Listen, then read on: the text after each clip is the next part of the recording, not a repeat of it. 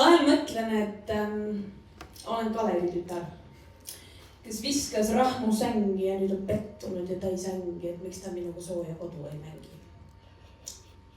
Aga äkki olen hoopis mina kivi, kes lendab ainult siis, kui mind visatakse. Ja kui maandun, siis muutun mugavaks ja mässin ennast sambla linade sisse teeseldes, et see ongi minu kodu.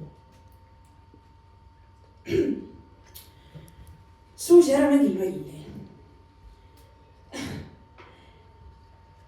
Sa ei saagi teistelt oodata päästja rolli, kui oled selle ameti ammu juba ise täitnud.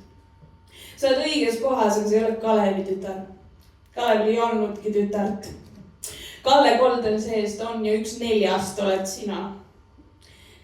Sa oled õiges kohas, aga selleks, et lennata, pead enne koldest tulega mängima. Sa oled küll lind. Jah, mütoloogiline.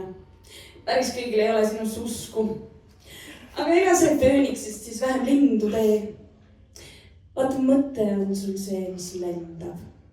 Ja sellest sulle piisab, et kujutleda endale tiivad. No, ja kui see ei aita, siis joo veel üks Red Bull. Aitäh!